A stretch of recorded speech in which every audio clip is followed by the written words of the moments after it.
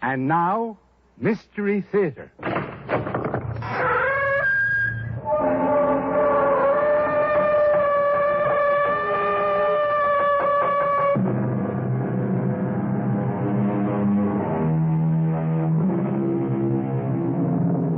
Come in. Welcome. I'm E.G. Marshall, curator, as it were, of this Museum of the Macabre. What is a witness? Literally, a witness is one who has seen, therefore, one who knows. And therein, of course, lies the difficulty. If our knowledge is based on what we have seen, how well may we trust the evidence of our eyes? This is a problem that confronts all of us every day. Reasonable people may solve it peaceably. Quarrelsome folk may settle it violently. And then we have those particular situations that seem to have no solution at all. Junior, you've got to help me out. Sure. Who is it this time? Mr. Hoffman. You got to take care of him. But I already took care of him. Mr. Hoffman's dead. I can't believe you go back on your promise. Hoffman was buried a month ago. He's back in the store. But the store's been closed, shut down. He's there now. He can't be. He's waiting on customers. No, it's hard to believe this, Mr. Gerhardt. I'm telling you what I saw, what's happening. Now will you believe me and take care of him? Yes, sir. The customer's always right.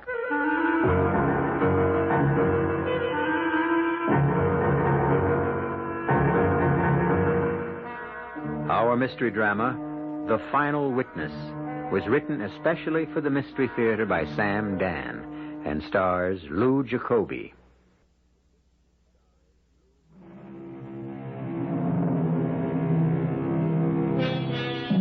For many of us, life follows familiar, even routine pathways.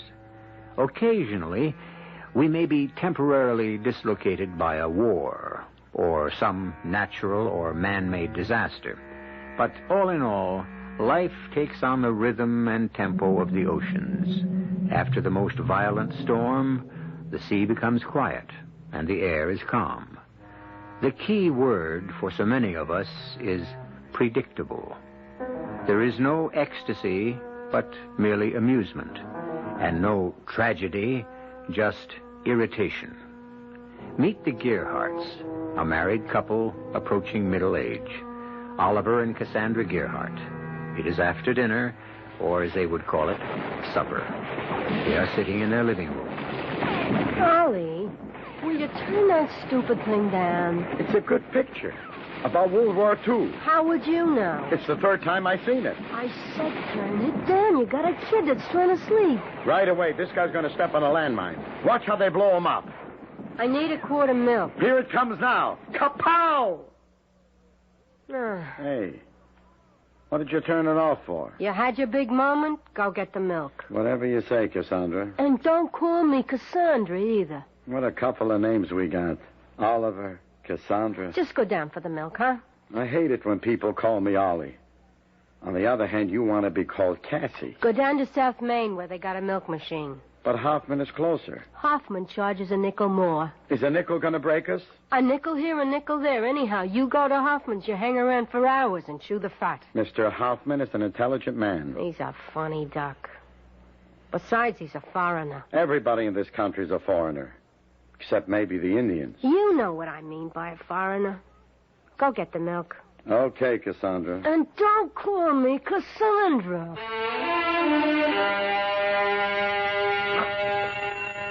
Ah, Mr. Gerhardt, Mr. Oliver Gerhardt. Good evening. How you doing, Mr. Hoffman? Well, let us examine the situation. I'm drinking a glass of wine, I'm listening to a Mozart concerto, and a good friend has just entered my establishment. Could a king be more happily occupied? Let's see. What did I come in for? Oh, yeah. Oh, no. Only barbarians rush headlong into their business transactions. First, I must pour you a glass of wine, and we shall consider. Excuse me, my friend, while I tend to this gentleman. Yes, sir. May I do something for you? Can you do something for me? Yes, sir. What may I do for you? Yeah, I heard you the first time, Pop. Now, what you and this other clown here can do for me is to put up your hands. It's a stick-up. You are a very bright person. Now, shut up. Young man, that revolver, please, it isn't at all necessary. Here, I'll open the cash register. See? And you just help yourself. You shut up. Here, take the money. I said shut up. Don't be nervous. I want to be nervous. I'll be nervous if I want to be. I'll be whatever I want to be. Just take the money. You don't have to kill anybody. I want to kill somebody. I'll kill somebody. I can do whatever I want to do. You know why? Please, young Now, man. you listen. shut up. I'm talking. Never interrupt me when I'm talking. I'm the boss. What I say goes. I can do whatever I want because I'm holding this. And you know what this is? Don't interrupt me. It's a Sanford Valentine special 45 caliber revolver. Son, you can have all Don't interrupt me again. I'm the boss. Now look at me, the two of you. You know who I am? I'm God. And right now I can strike you dead. Here's the money. I told you not to interrupt. You will never interrupt me again. Never. Never. Never.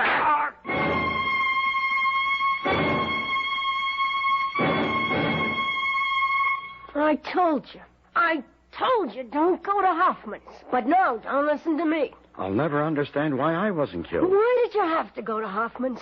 This guy, he just kept shooting, like you see in the movies. I don't know if he was aiming at me or not. But poor old Mr. Hoffman, he's dead. I kept telling you not to go. The cops come in. This detective says to me, "Can you describe him, Mr. Gerhardt?"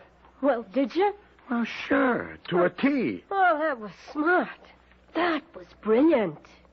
If there's a stupid thing that needs doing, you can always be trusted to do it. What did I do that was stupid? You shut your mouth off. All I did was describe the guy. All you did was stick your neck out. I was there.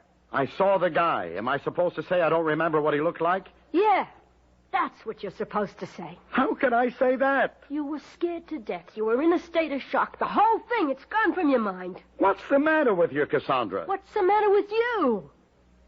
You got a wife, a family. And this killer friends. Maybe they won't like the idea that you want to identify him.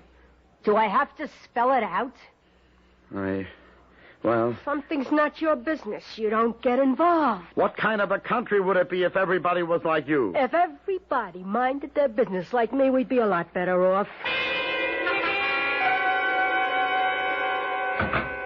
Mr. Gerhardt, I'm Edward Spurlock, the district attorney. Yes, sir, Mr. Spurlock. Thank you for your excellent description of the killer. Well, about that, maybe... In my 20 years, I have never seen a more accurate, a more detailed delineation. Yeah? Have you ever had any police training? Well, no, sir. There are veteran police officers for whom attention to detail is a profession who couldn't match your account of the gunman. Is that so? Yes, your description is almost scientific in its precision. I shouldn't be surprised if it's used as a model in training courses. Well, Thanks to you, we had no trouble running down the killer. You got him already? With your kind of description? Now, look through the window. It's one-way glass. You can see into the next room, but the people in there can't see you. I know. I saw this exact setup in the movies. Well, we try to follow them in every detail. Now, those four men standing on the platform... Oh, yeah. That's the lineup. Is one of them the gunman? Is one of them the guy? No, sir. He isn't there. Berrigan, get rid of the one on the left. Bring in Ellsworth. Now, Mr. Gerhardt, you remember your description? Oh, yeah. He was 6 feet tall. He was thin, with a kind of a pot belly. Brown sport jacket with white flecks. Light yellow turtleneck shirt. Tan pants. Brown cowboy boots. Red hair. High forehead like he's getting bald. Blue eyes. The right one had a kind of a cast in it. Tattoo on the back of his left hand, the one that held the gun. A bright red heart with 3 drops of blood. And the word Mama in blue letters. Any wonder that description's the talk of the department? Well, I was standing right next to The him. whole thing hardly lasted a minute. Well, it may have been a minute, but it felt like an hour. Now, Mr. Gerhardt, look at the young fellow who was just brought in. The last one on the left. Yeah, he's the guy. You sure? Definitely. You got him. You'll testify to that effect in court? Yes, sir. I assure you we'll extend the fullest protection to you and your family. Protection? What do you mean? Well, just in case. In case what? The man's name is Woodrow Ellsworth, Jr. He's one of Mama Ellsworth's boys. Literally. He's her son. Mama Ellsworth? Yes, Mama's the leader of a little group that specializes in confidence games. You mean a mob? Oh, no. They're careful to avoid violence. What the kid did was crazy. It has nothing to do with her operation. I tell you this because you have a right to know. A gang leader? No, nothing like that. They just work swindles. Now, what you must remember is that your magnificent description forms the cornerstone of our case. Why, without you... Well, now, can we depend on you to testify? To do your duty as a citizen? Well, sure. Sure. You can depend on me.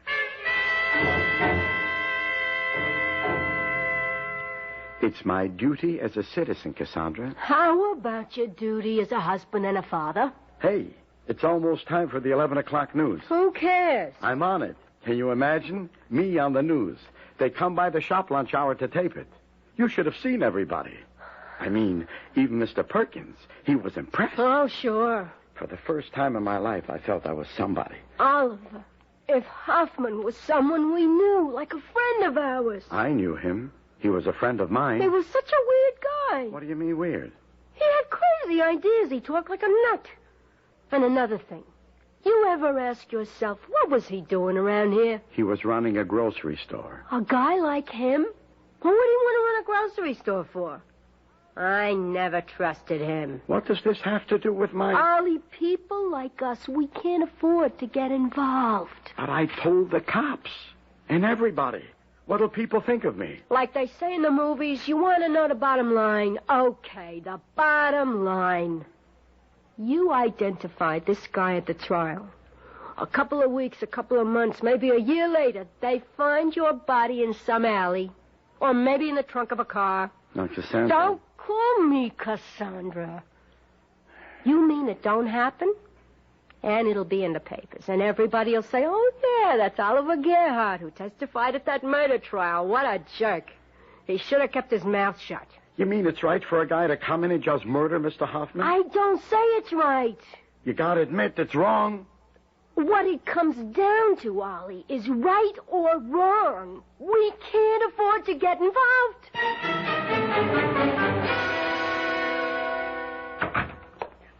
Rocky, what a pleasant surprise. My boss sent me over, Mama. Professional courtesy. Oh, well, I'm deeply touched, Rocky. My boss wants to know if there's anything he can do for you in this hour of your, what was the word he used? Tribulation? Yeah, I don't know. That sounds like a good one, though. My boss is very unhappy about your son, Junior. Oh, yes. I was afraid it might come to something like this. And I tried so hard to raise him properly. Yeah, kids today. There's not a thing you can do with them. Yeah. You're telling me. The truth is, your outfit ain't geared for conditions like these. I mean, you ain't got a halfway decent button man in your whole entire organization. Oh, that's true. But we specialize in other aspects. Yeah, my boss understands. This witness the DA's got, this clown, Oliver Gerhardt, he don't have to be no problem at all. He can disappear. Oh, Rocky. Well, thank your boss for me. Well, off the record, it ain't just a favor for you. This could make pigeons everywhere think before they sing. The boss used a great word he said would be... therapeutic? Yeah, something like that. Uh-huh. All you got to do is give a nod. Well, you tell that dear, kind man I'm eternally in his debt. And I may accept his offer, but only as a last resort. Well, there ain't no last resort. How are you going to keep this fink from getting on the stand? Oh, but I want him to get on that stand, Rocky. Mama, he gets on that stand, and Junior's lost forever. No. No, if Mr. Oliver Gerhardt gets on that stand in the proper manner, Junior is saved forever. We live in a world of changing concepts. Even the last bastion is crumbling. Motherhood. Mama is breaking out all over. Out of the kitchen, away from the apple pie. But this is neither new nor unique. After all, mamas used to rule mighty tribes and conquering confederations of warriors. Are we approaching new dimensions of motherhood? Just you listen to Mama in action when I return with Act Two.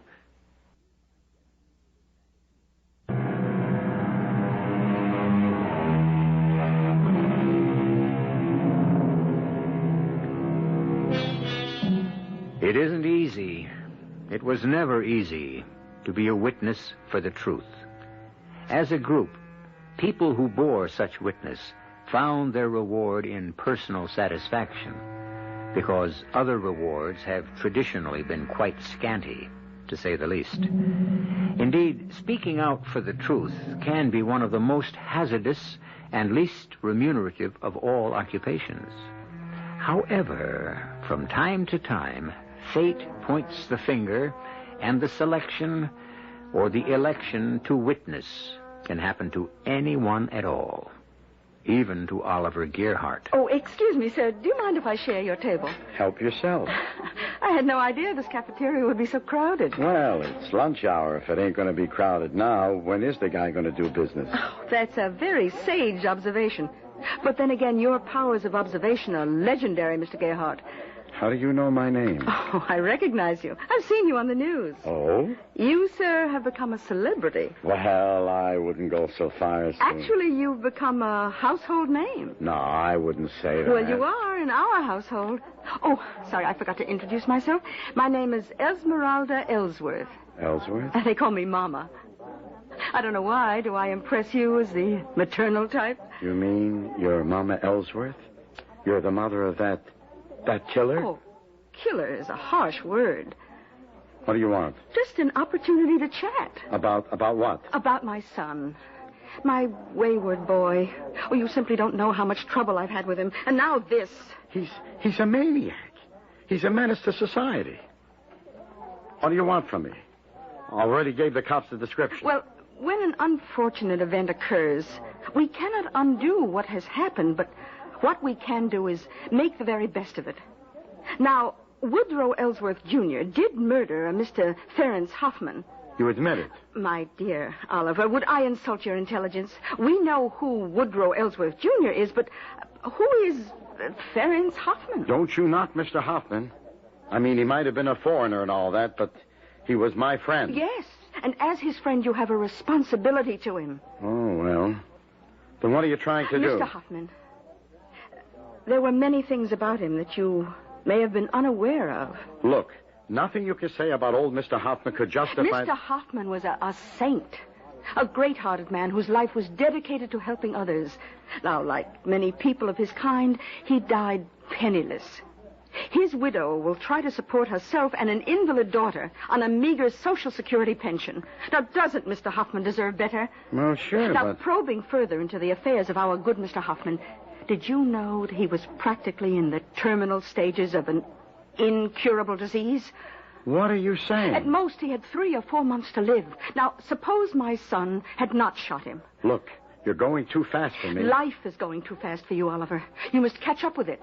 Now, had death claimed him due to natural causes, his unfortunate family would be forced to exist in penury. I never knew he had a family. Instead, my poor boy, Junior, can now literally become their savior. I don't follow you. Well, I would be willing to compensate for Junior's rash action.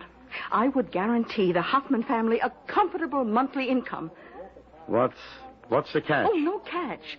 A condition. Yeah? Now, I would expect you to forget the description of the gunman at the trial. Oh, I get it. You would be doing this as a favor to your dear departed friend. A favor? I do him a favor when I don't describe the killer? A favor by achieving what would be precious to him above all else, the security of his family. Now, Oliver, once we probe beneath the surface of any action, we begin to learn that things are not at all what they seem. Oh, yes, on the face of it, a senseless, brutal killing, but who died? A man whose life would have died in the midst of horrible suffering. Perhaps what Junior did may have been for the best, after all. But Mr. Hoffman, he didn't want to die. Who does? Oliver. She forgives him. She forgives Junior. Who? Mrs. Hoffman. I've spoken to her. She says there has been misery enough. Well, what do you want me to do? But before you do anything, just talk to Mrs. Hoffman.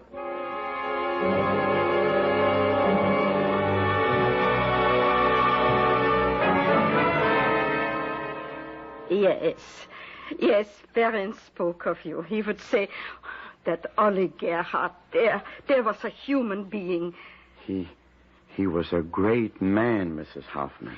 My husband's life was a tragedy. It is fitting his death should be tragic, too. I forgive the boy. We are commanded to forgive. Yeah, but... I have a daughter. My poor Magda, so ill. She needs so much help. And the lawyer looked at the paper Mrs. Ellsworth wants me to sign. It is so generous. Well, look, I feel pretty bad. I gave my promise to the DA. Oh, it is so painful for all of us. We must not delve further. If I can forgive him for taking Ferenc's life, can you not also forgive him for sparing yours? Look, I'll go to the DA. I'll tell him. I might have made a mistake. No. But I thought you... No, you must not tell anyone. Not until the district attorney places you on the stand and asks you directly.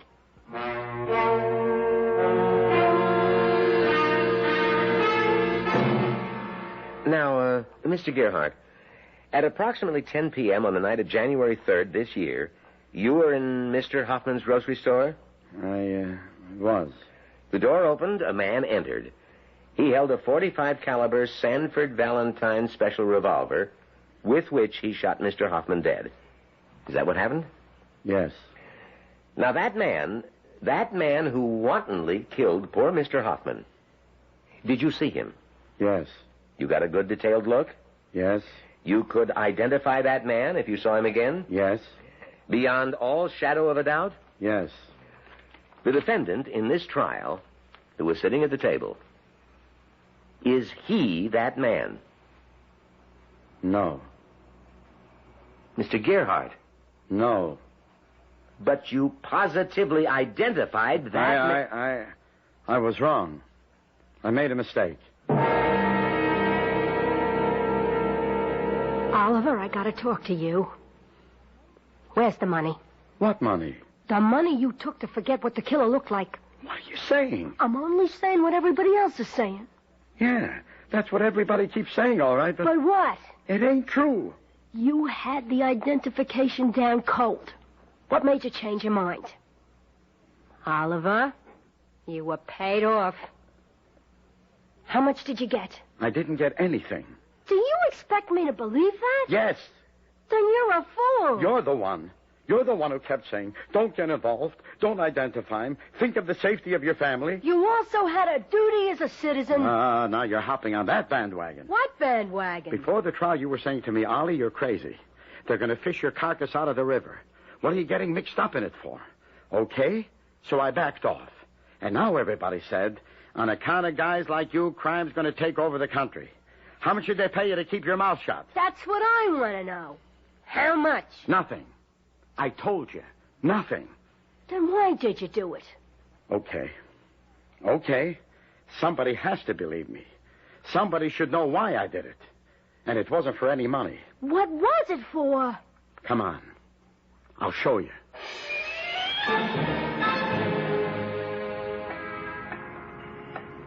Here's why I did it. For a poor old lady and a crippled kid. Here's the address. It's just a little 2-room cold water flat right on the ground floor. I want you to meet them. Nobody home. There has to be somebody home. The kid is sick. She can't move. The door's open. I hope nothing's wrong. Mrs. Hoffman? Mrs. Hoffman? There's nobody here. Maybe they had to go out for something. mean, there's nobody here. Nobody lives here anymore. But I was here the other day just before I had to go on the stand. There's no furniture. This place is empty. Mrs. Hoffman? Mrs. Hoffman? What kind of trick are you trying to pull on me, Oliver? But I tell you, this is the place. Apartment 1B, 4800 South Jefferson.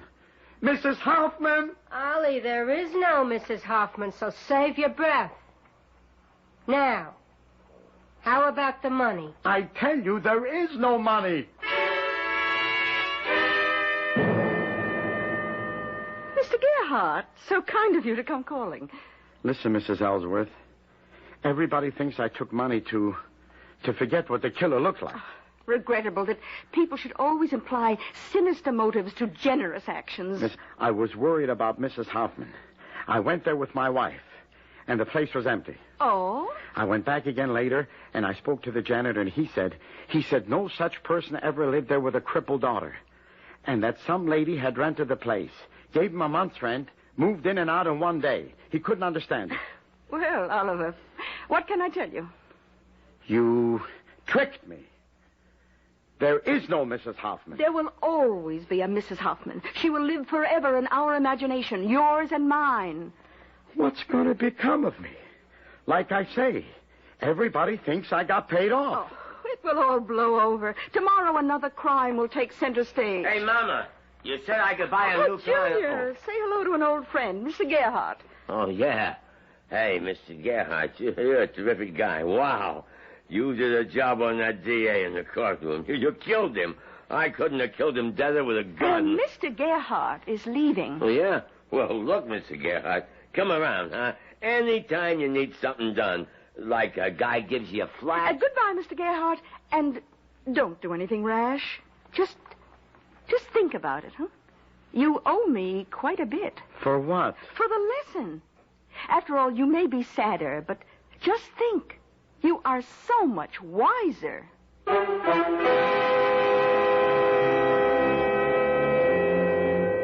Sadder, but wiser. A pity that many of us must know sadness before we may acquire wisdom. I wish I could say that we have seen the end of poor Oliver Gerhardt's troubles.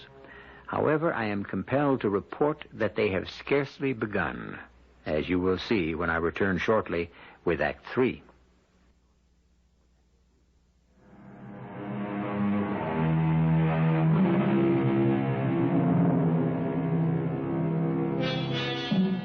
If the road to hell is paved, as they say, with good intentions, then much of the concrete for that highway has certainly been poured by our friend Oliver Gerhardt.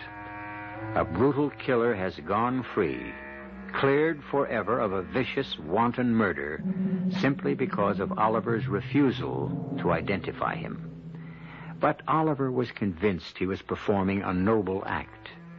However, a cynical world has other ideas, including Oliver's loving wife. Who is she? Who's who? The other woman. What other woman?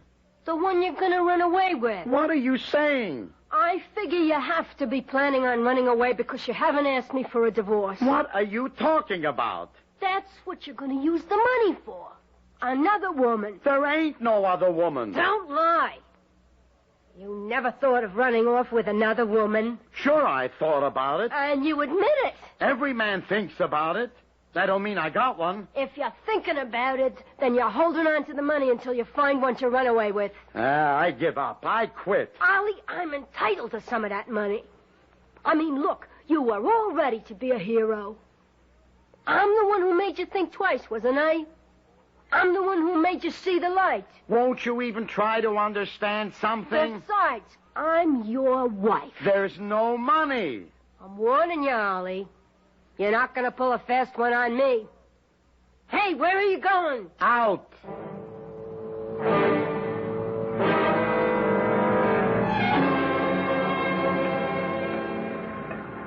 Good evening, Mr. Gerhardt.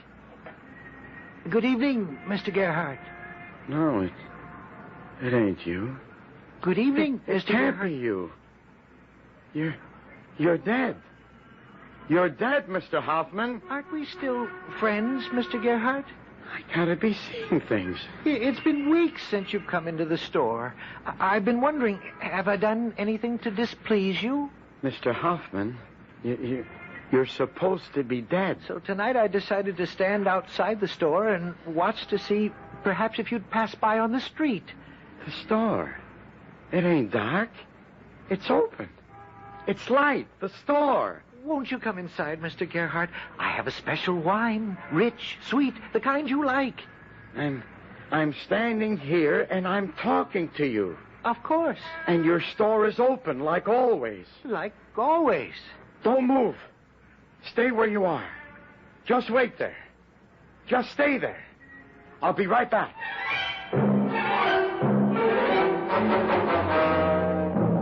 What do you mean, dragging me out on the street this hour of the night? I saw him. Oh, sure. I saw him. I spoke to him. Like you saw and spoke to his wife. I'm not crazy. And I wasn't dreaming. He was in the front of the store. The place was open for business.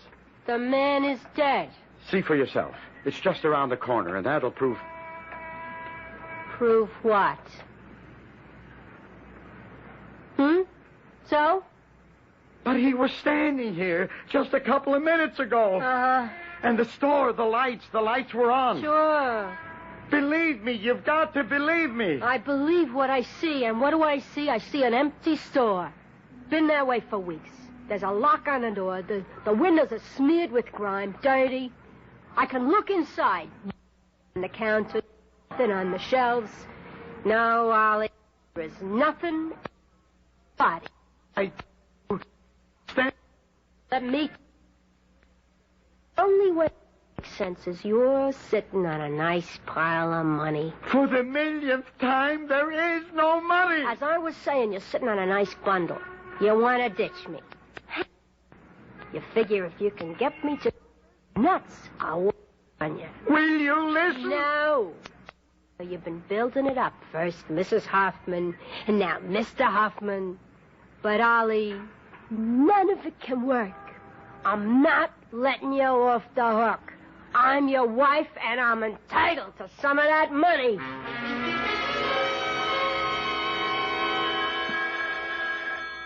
Holly? What? The phone. The phone? Can't you hear the phone? Who'd be calling me at this hour of the night? You better answer it. Hello? Mr. Gerhardt? Yeah? Good evening. This is... No. Well, I'm sorry if I'm calling so late, but you must forgive me. I'm an old man and very lonely, and I do miss our interesting talks. Who is it? It's him. It's Hoffman. You're crazy. It's Hoffman. It's you, Mr. Hoffman, ain't it? But of course, who else would it be? Get me off the hook, will you? Tell my wife. Tell her. Here, Cassandra, you talk to him. Hello? Hello? There's no one there. I just spoke to him. There's no one on the phone. Now, look, I know what I heard. I know what I heard, too. I heard nothing. I ain't crazy. It won't work. I mean, you get somebody to ring the number 3, 4 o'clock in the morning so you can answer it and put on this act. It's not an act. Who'd you get to dial the number, your girlfriend? I don't have a girlfriend. Ollie, what's wrong with you? There's nothing wrong with me. I mean, you were never like this about money before. The only thing I can figure is it's so much money it must have turned your head. But, what's the use?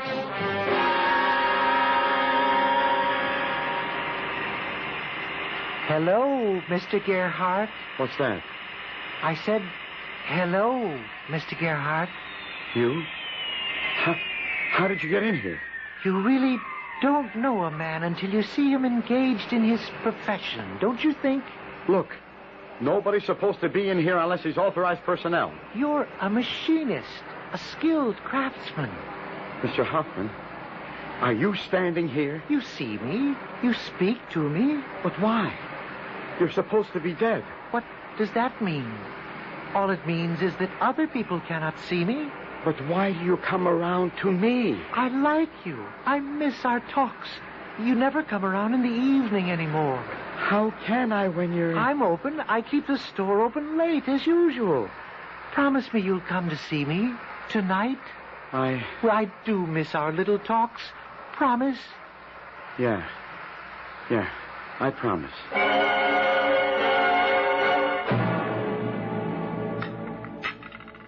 Hash again tonight.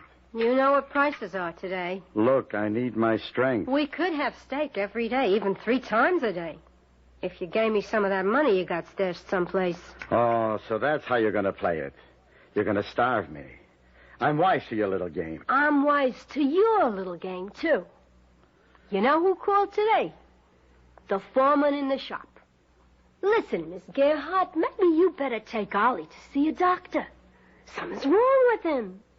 This afternoon, he shut down his machine and just stood talking for 10 minutes to a little man who wasn't there. Your game, Ollie. You're trying to get everybody to think you're nuts, so maybe I'll believe it, too.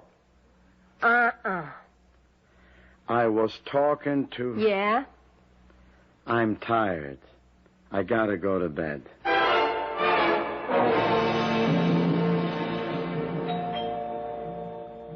Ollie? It's the door. Somebody's at the door. Huh? I said somebody's at the door, and it's after midnight. Who is it this time? We'll go see. Okay. Good evening, Mr. Gerhardt. It's you. You didn't come by this evening. I thought perhaps something might be wrong. Will you let me alone? We used to be such good friends. What happened? Is this how you're getting back at me? Back at you? For what? For what I did at the trial. Is this what you're going to do to me? Drive me out of my mind? I don't understand. All I want to be is your friend. Hey, what did you slam the door for? Why did you think I did? I can't let you stand there talking into an empty hallway. What do you want the neighbors to think? But Hoffman was... Okay, right here. Cut the act. Put a stop to it. You hear? Yeah. I'll put a stop to it. I know just how I can put a stop to it.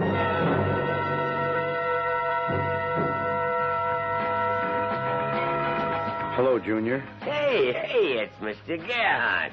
My best buddy in all the whole wide world. Have a drink. No, I better not. And you better not either. No, why? Remember, Junior, you said if I ever needed anything done, if some guy was giving me the flack... You mean you want me to take care of a guy for you? Mr. Gerhardt, anytime, any place, anybody. Do you remember where Mr. Hoffman's grocery is? Sure. Can you meet me in front of the place in exactly 1/2 hour from now? Mr. Gerhardt, you got yourself a deal. Now, what do you want me to use? I got the 45, and I got a 357, or a special 38. Use whatever comes natural, I guess.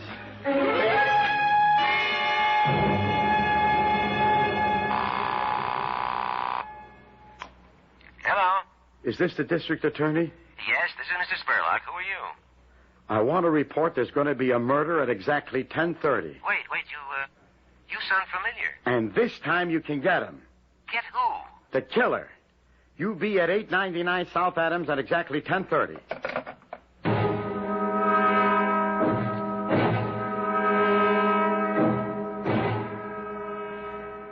Hello, Junior. Hey, Mr. Gerhardt. Here I am, right on time. Who do I knock off? Mr. Hoffman. Mr. Hoffman? But I already... I know. But could you do it again? Look, Mr. Gerhardt... See him? He's in the store. Which store? Right here. His grocery store. Don't you see him? He's standing there behind the counter. But the store is... It's dark, empty. There ain't nobody standing there. Sure. There he is. See? He's waving at us. Shoot him. You promised me you'd take care of... Yeah, but Mr... Shoot him. He's driving me out of my mind. Shoot him. You don't even have to go inside. Just shoot through the window. See him? Yeah. Now, he's standing in the doorway. Right in front of you. Shoot him. Okay, it's your party. You got him. You got him. Hey, what is it? The cops. All right, what's going on? Over here. The killer. He's over here. Mr. Gerhardt, you set me up. Why, you did it. I'll kill you. Hold fire. Hold it. He can't go any place. Mr. Gerhardt, Mr. Gerhardt. He killed Mr. Hoffman. You saw it happen yourself. Mr. Hoffman was standing in the doorway, and you saw how he just shot Mr. Hoffman. Now, you got him. You got him, haven't you? Yes.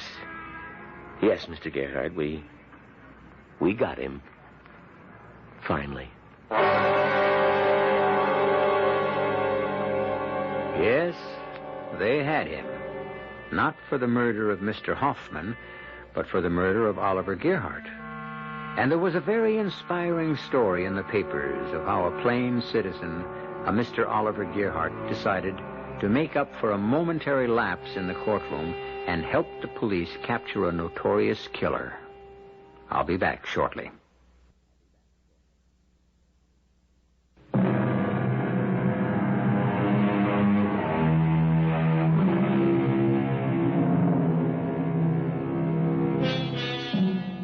It's easy to condemn poor Oliver Gerhardt, and yet how many people step fearlessly forward to perform the duties of citizenship in the face of danger? How easy it is to look the other way, and how many millions have done it, and still do it. For it is said, we turn away from our fellow man because, too often, when we look at his face, we see our own. Our cast included Lou Jacobi, Joan Loring, Bryna Raeburn, Robert Maxwell, and Leon Janney. The entire production was under the direction of Hyman Brown. This is E.G. Marshall inviting you to return to our Mystery Theater for another adventure in the macabre. Until next time, pleasant dreams.